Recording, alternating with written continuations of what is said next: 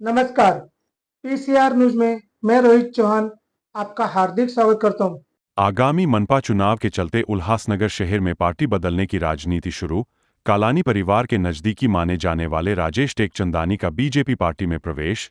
इंटीलिया स्थित अपने निवास स्थान पर भाजपा प्रदेश अध्यक्ष रविंद्र चौहान के हाथों कालानियों को अलविदा कर बीजेपी में प्रवेश किया। 15 जनवरी के दिन उल्हासनगर महानगर पालिका के चुनाव होने जा रहे हैं।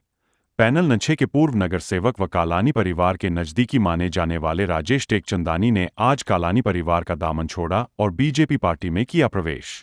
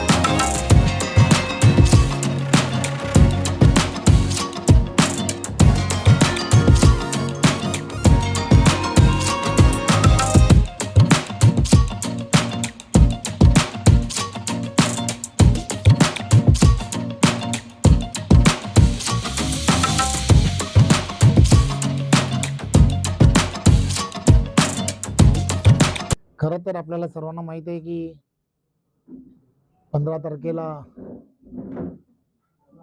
उल्हासनगर महानगरपालिकेच्या निवडणुका होऊ घातलेल्या आहेत आणि या सगळ्या निवडणुका ज्या आहेत या निवडणुका आम्ही सर्वजण आदरणीय पंतप्रधान नरेंद्र मोदीजी यांच्या नेतृत्वामध्ये आणि महाराष्ट्रामध्ये आदरणीय मुख्यमंत्री देवेंद्रजी यांच्या नेतृत्वामध्ये लढतो आहोत। त्यामुळे प्रत्येक प्रभाग आणि प्रभागामध्ये आरक्षणाच्या अनुकूल असे उमेदवार असणं हे अत्यंत गरजेचं आहे।